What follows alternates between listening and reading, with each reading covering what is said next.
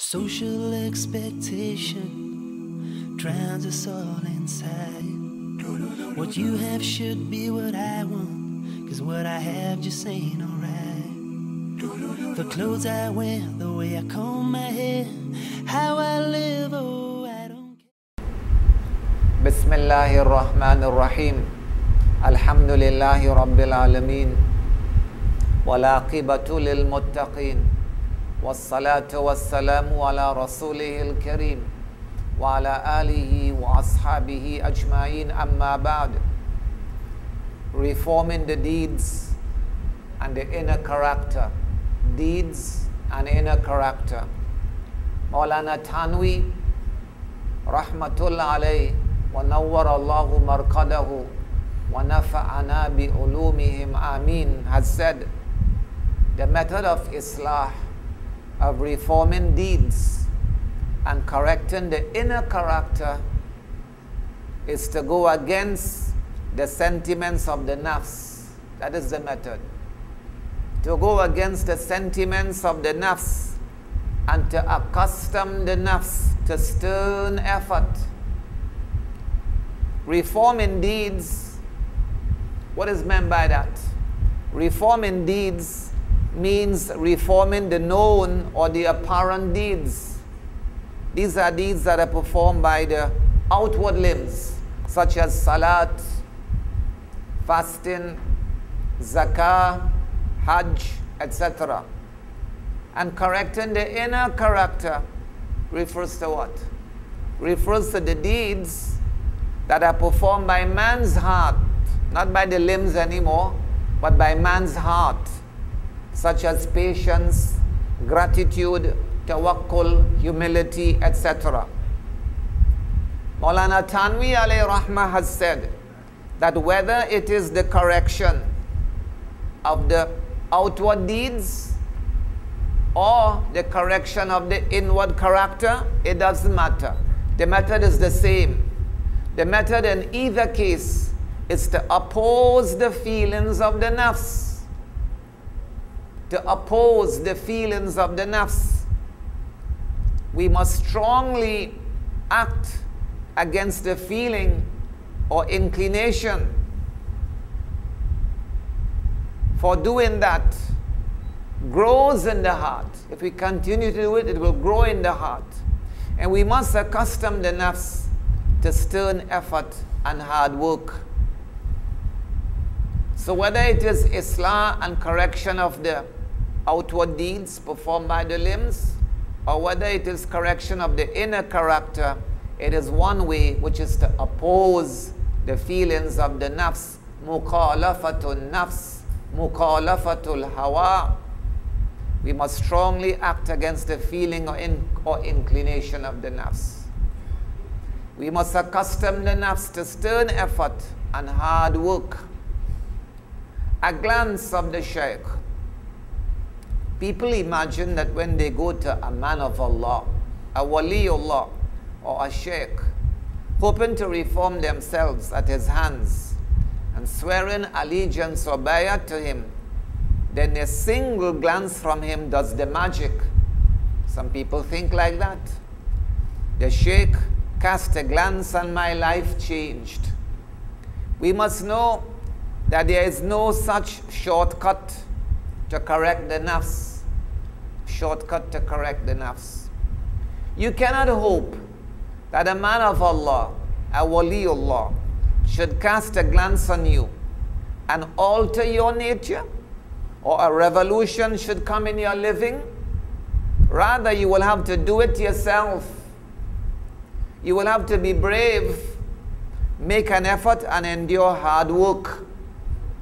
The Shaykh merely calls your attention to it. That's what he does. He calls your attention to it and shows you the way and the method, so that it is relatively easy now for you to achieve reformation and Islah.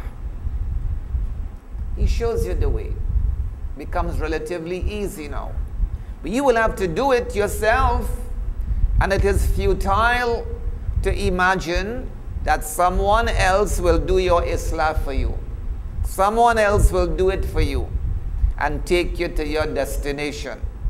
If such a thing were possible, then the prophets alayhimus salatu wassalam would not have had to endure trouble while propagating deen and religion. All they would have done was cast a glance on people, and lo, everyone would have become a Muslim. Allah has not made it in this way. Every man would be given reward and punishment for his deeds, and he has to perform deeds himself. Must do amal. Man should have courage, determination, and firm resolve to do deeds. No matter how much hardship he has to face for it, must have the courage. Hence, he also has to work hard to correct his deeds and his inner character. He has to fight and fight against the evil thoughts he gets, the wasawis, the waswasas. He has to fight against the evil thoughts he gets, and he has to make dua to Allah to enable him to endure the hardship. As-sa'yu minna wal itmam min Allah. And this chapter is so important. The essence of tasawwuf, the gist of tasawwuf. Maulana Mufti Taqi Usmani Damat Barakatum says, Maulana Dr. Abdul Rahmatullah alayhi used to quote often, very often, a saying of Maulana Thanwi Rahmatullah alayhi, which in fact is the essence of tasawwuf and tariqah. Maulana Thanwi alayhi rahmah has said, the little thing that is the gist of tasawwuf is that if one feels disinclined to do an act of obedience, he must fight the disinclination and resolutely perform the act of obedience. And if the nafs lags behind in keeping away from sin, then he must fight the lethargy, the laziness, and keep away from sin. Just this is how a relationship with Allah is created, and he progresses through it to higher levels, and his relationship subsists in this manner. This is deep. The little thing Maulana is saying, it's the little thing that is the gist of tasawwuf. And tasawwuf doesn't lie in lectures and books and talks. Tasawwuf lies in experiencing and performing and actually doing. Maulana is saying the little thing that is the gist of tasawwuf is that if one feels disinclined to do an act of obedience, he doesn't want to do it, he's feeling kind of lazy to pray, he doesn't want to pray, he must fight the disinclination and resolutely perform the act of obedience. Resolutely perform the act of obedience. And if the nafs lags behind in keeping away from sin, when it comes to keeping away from sin, the nafs is lazy, then he must fight the lethargy, the laziness, and keep away from the sin. Maulana says, just this, keep this with you. Just this is how a relationship with Allah is created, and he progresses through it to higher levels, and his relationship subsists in this manner. And you know whom this is coming from? Maulana Taqi Usmani is saying this is the conclusion of the mujaddid of tasawwuf and tariqah. Many scholars have said that Maulana Ashraf Ali Thani was the mujaddid of the century. He was the mujaddid especially of tasawwuf and tariqah. Maulana Ashraf, this is his conclusion. A man who has gone through every stage and every road in this field, that all the ulama respect Maulana Ashraf Ali Thanwi. He concludes that the essence of tasawwuf is to repulse lethargy. For instance, if one feels disinclined to offer salat, and his heart convinces him to stay away from the masjid, He started telling him, you know what, pray at home. Stay away from the masjid. Offer salat at home, or not offer it at all. Then this can be countered only by being active and vigorous and going against that. That's the only way to counter that. By being active and vigorous. We must use the strength Allah has given us to combat lethargy and laziness. Vigor will remove laziness. If we fail to be alert and active,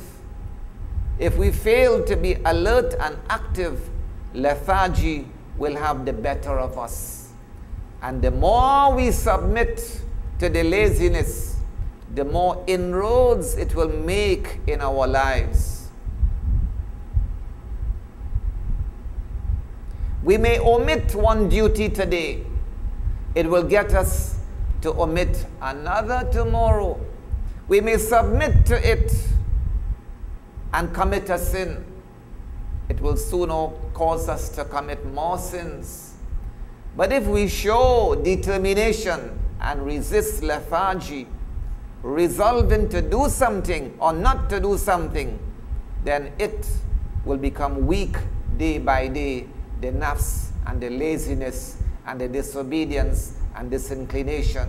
So the essence is to fight.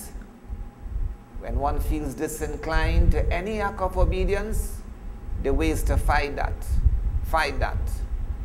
and perform the act of obedience. And when it comes to staying away from sins and the nafs lags behind and keeping away, he must fight the laziness and keep away from the sin. And subhanallah, nafs is like a child. Nafs is like a bacha. Nafs is like a child. Allama Busari, rahmatullah alayhi, has said it very beautifully in Qasida Burda, speaking about the nafs.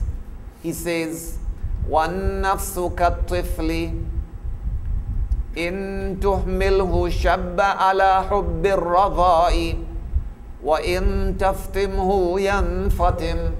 Qasida Burda. وَالنَّفْسُ كَالطِّفْلِ. The nafs is like a tifl, like a child. In tuhmilhu, if you neglect this nafs and you indulge the nafs, shabba ala hubbir radha'i, the nafs will grow up with the love of sucking, getting milk from the breast.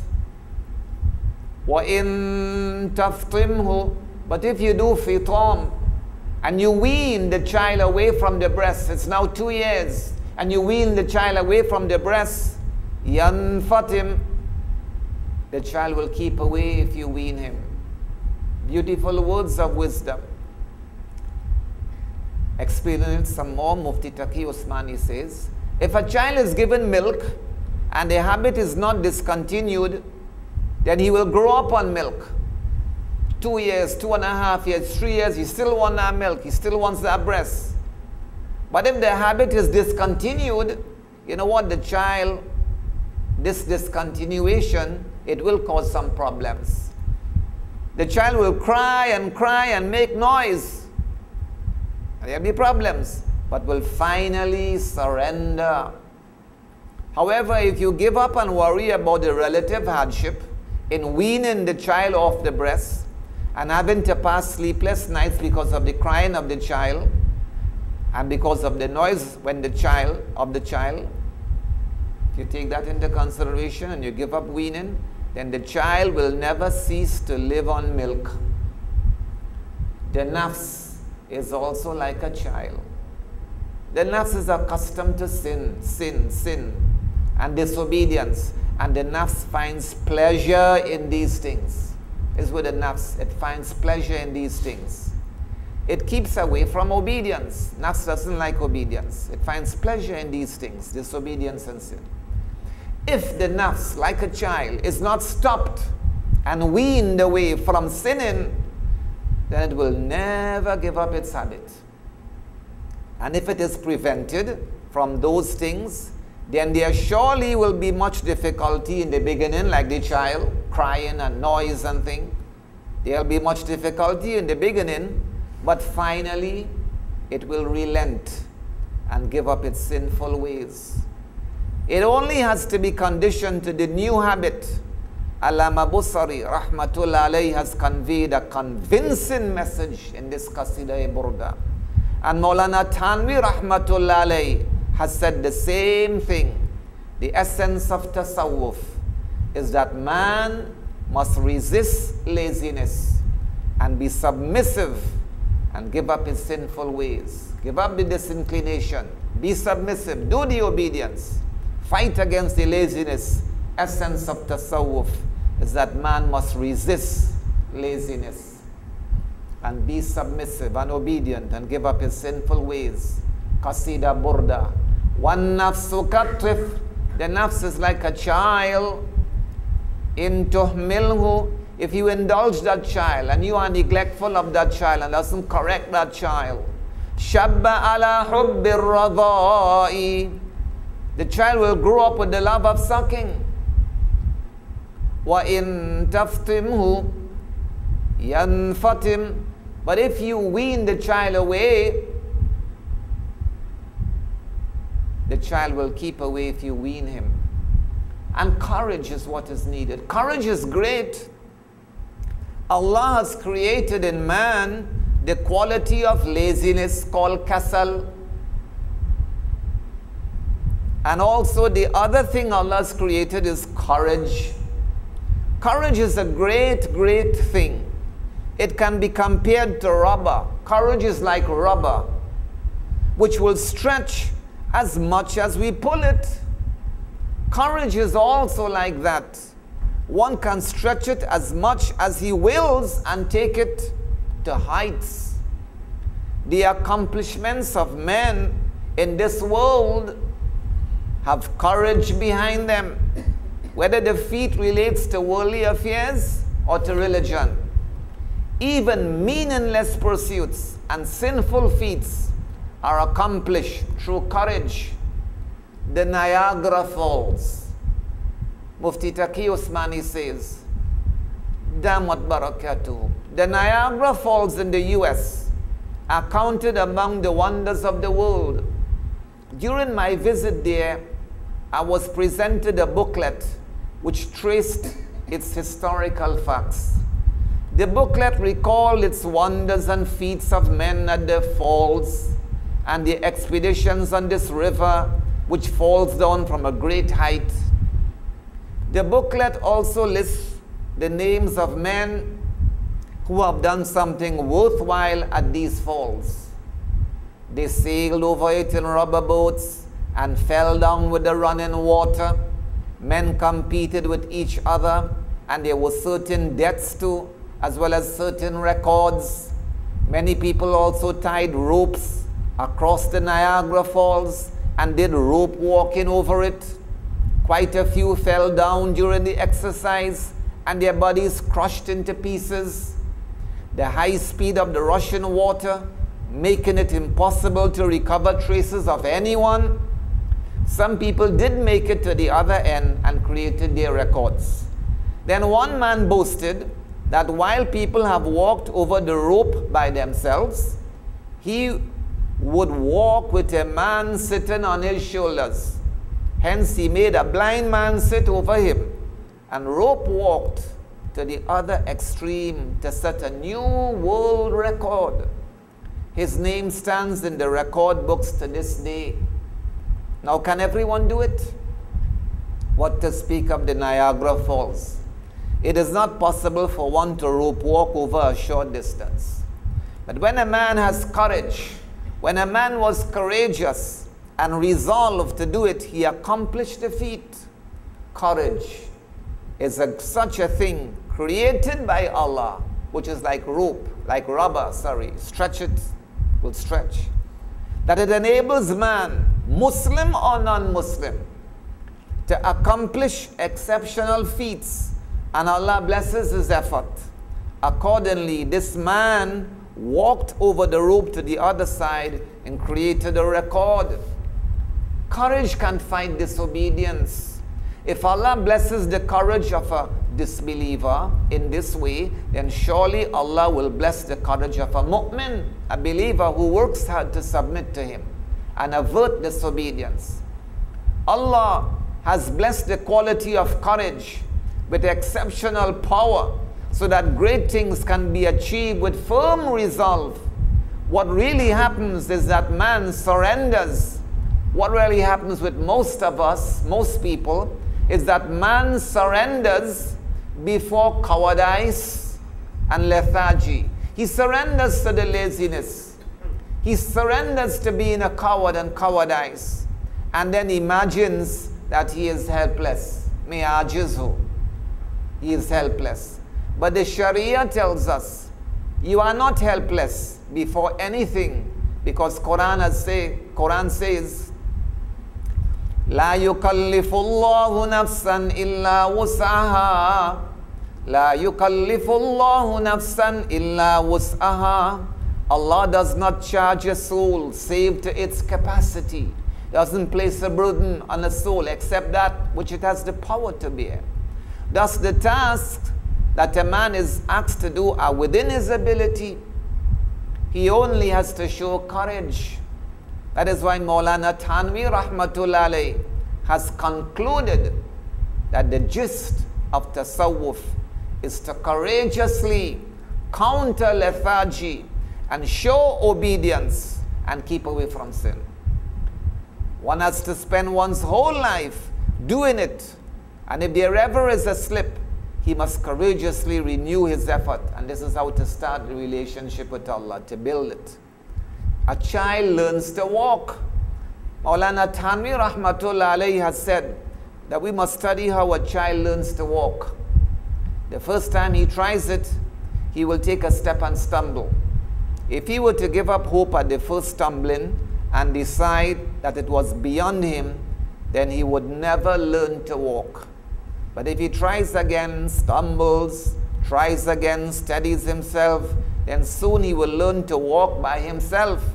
Hence we must move forward in this path courageously and not care if we stumble. But we should try again. Soon we shall be able to steady ourselves. It is through courage that man moves forward. But without courage, he can do nothing in the world. In fact, he will submit to laziness and submit to disobedience. Only courage enables him to do everything. An episode in the life of Hafiz Shirazi, Rahmatullah Alayh. We have seen how people imagine that a single glance of a sheikh can alter a man's life. The same thing is said about Hafiz Shirazi. Now there is some truth to this statement. The glance of a sheikh. Some sheikhs have that power with one glance. But you have to understand the meaning of that also. The same thing is said about Hafiz Shirazi, Rahmatullah Alayh. Hafiz Shirazi spent his early life in meaningless pursuit. His father had a sheikh, and the father wished that his son should visit him and visit the sheikh instead of knocking about and roaming about without aim. One day, it so happened the sheikh visited them, father and son. The son was unoccupied as ever, and his father summoned him. The son was a shair, the son was a poet.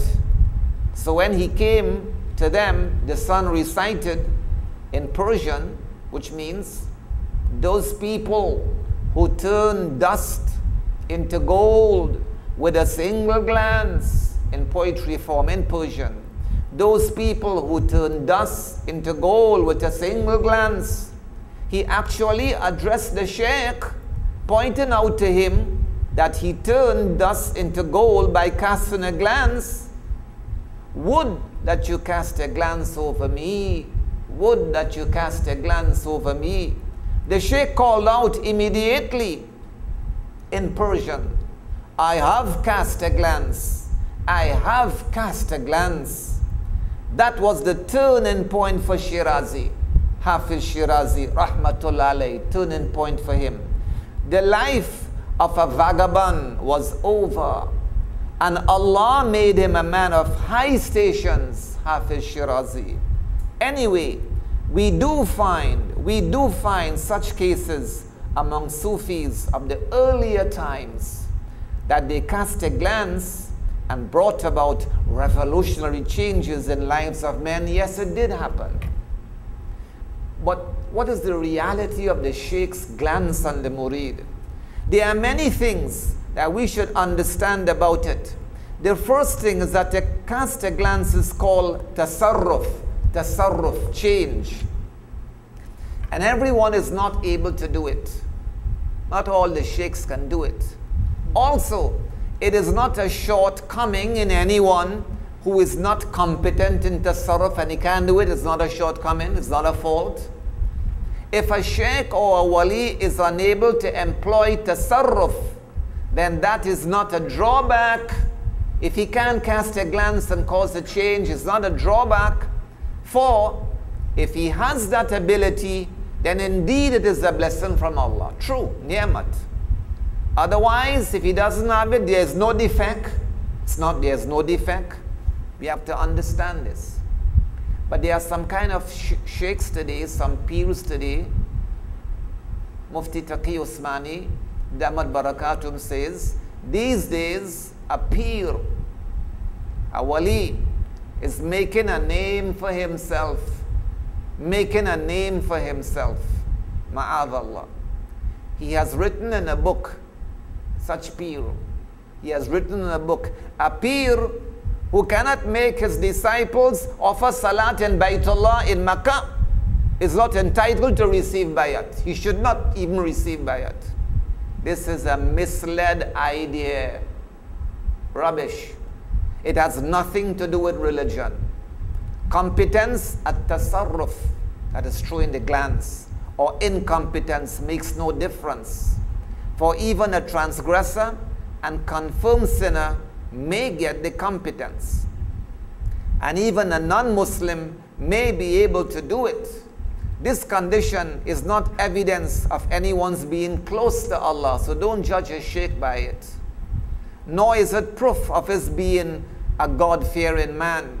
Absence of this condition is not a sign of deficiency. Understand that. Competence at tasarruf is available to someone at some time, but lacking at other times. Fleeting effects. Further, the subject of tasarruf and casting the glance, causing change, senses a transient elevation in his nature. And this is the essence of it. Even when that glance is cast in the person, the subject, the one who receives this tasarruf, this glance, what happens with him is he senses a transient elevation in his nature. But it is not enduring. He feels uplifted, he feels high, but it is not enduring. He has to carry on from there on his own. That is the glance. Yes, he gets the glance. He senses a transient elevation and high in his nature. It is not enduring. He has to carry on from there on his own. Tasarruf does not bring in him a lifelong change. This condition may be compared to pushing a car. If the battery of a car fails to respond to the starter, then it is pushed forward into motion and it starts with a jerk. Thereafter, the car runs on its own. But if it has an engine fault or needs to be refueled, then it will not start on being pushed 1,000 times. It is the same thing with man. If he has the courage, he has some ability, he has the courage and the strength to walk the path of suluk and tariqah and obedience to Allah, then he will set in motion when a glance of a sheikh is cast on him. He will set in motion when a glance of a sheikh is cast on him, and a slight elevation in his nature will drive him forward, and he goes forward. However, if he has no strength within him,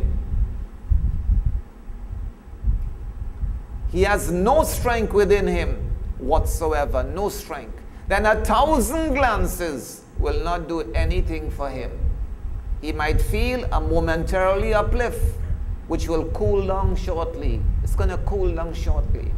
Nevertheless, the glance is not a lasting condition, and it is not available to everyone. And when it is put and the person finds that elevation and he feels lifted and he's pushed like a car and he goes forward, he has to continue on his own. It's just like a kickstart. And even if it gives benefit to someone, the next step after getting this glance from your sheikh is to be taken by the subject himself. He will have to strengthen it and he will have to carry on, carry on. So the real thing is to gather one's strength and one's courage.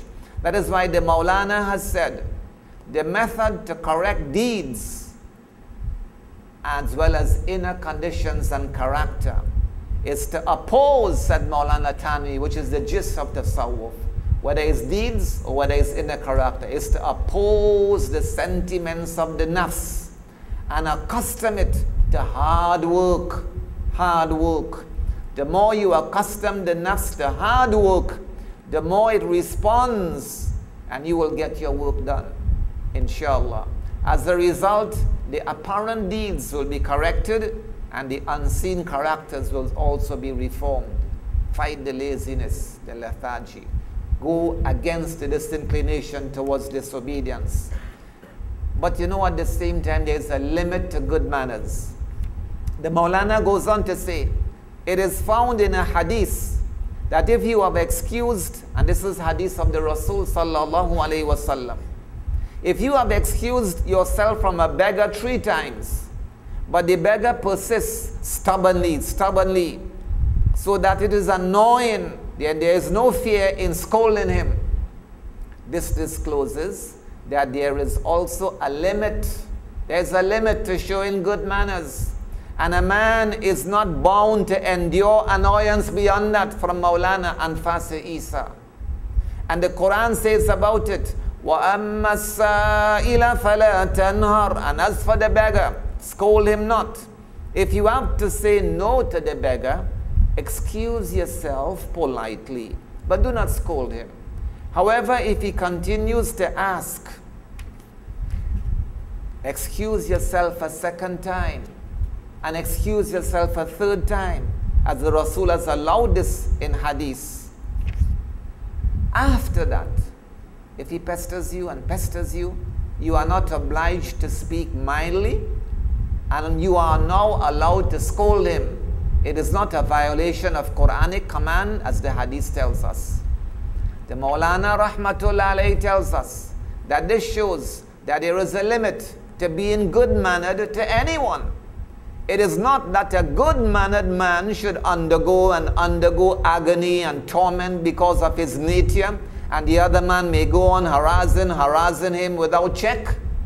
In fact, even if he has to respond with ill manners, after enduring up to a limit, then he may do so. Even if he has to respond with ill manners, after enduring up to a limit, then he may do so. Allah has set a limit to everything up to which it is praiseworthy and sought. But beyond that, man is not bound to observe it. Although man must try not to scold as far as possible, Maulana Masihullah Khan, one of the great Khalifas of Maulana Tanwi from Jalalabad, Maulana Masihullah Khan, Rahmatullah alayhi, has said that it is a sin to display anger unjustly, sin, while it is proper to show anger when necessary. However, one has to teach oneself not to scold anyone unjustly. So to practice that, Maulana Masihullah said, he must not show anger even when he is allowed to do that. A beginner must completely cease to be angry, justly or unjustly. Stop it, control it. When he has sufficient control, there is no harm now in displaying anger when the occasion calls for it, for that is allowed and it is not contemptible. Of course, the limit till which a man may be good-mannered should be known. It is here that he makes a mistake. This is known only from keeping company of the religious elders, sohbat. When may one justly show anger and when not? It is not a mathematical formula which may be worked out, but it is learned only through experience gained in the company of the mashayikh. One can never gain the ability to recognize the limit without the company of those who possess this ability. Kunu ma'as sadiqeen. When in their company, they must be observed. You have to observe the mashayikh, how they behave, and continuous observation will grow the ability gradually. Observe how they behave, and continuous observation will grow the ability gradually. Maulana has also said, a hadith tells us, this is about practicing correct manners as we come to the end of the fourth sitting.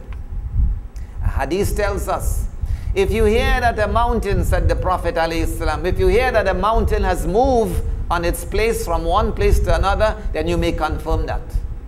But do not confirm when you hear that someone has moved away from his manners and he has changed. Someone has moved away from his manners. Don't believe that. This hadith shows that inherent manners are not thrown away through practice, though they may be suppressed. And Fasi Isa. It is a well-known hadith that if anyone tells you that a certain mountain has shifted to another point, the northern range has gone down to the south, you may accept that statement. But if he says that a certain man has changed his inherent nature, then it should not be confirmed from the hadith. A mountain may move, but not anyone's inherent manners. There's a Persian proverb, Gul Muhammad, refers to the constitutional or inherent manners. They cannot change inherent manners. The Maulana has drawn a conclusion from the hadith. Understand the hadith well. Maulana Tanwi has drawn a conclusion from the hadith that through mystical exercises, the inherent manners cannot be exterminated. Of course, they may be suppressed or made feeble, but they can't be exterminated. In other words, the hadith rejects a person who says that he has thrown out his evil temper. His words should not be accepted because anger is not thrown out. However, mystical exercises, mujahada, and company of religious men may cause it to become weak and harmless. It conditions man to use this nature judiciously and show anger only when it is allowed. He does not become angry at the wrong time.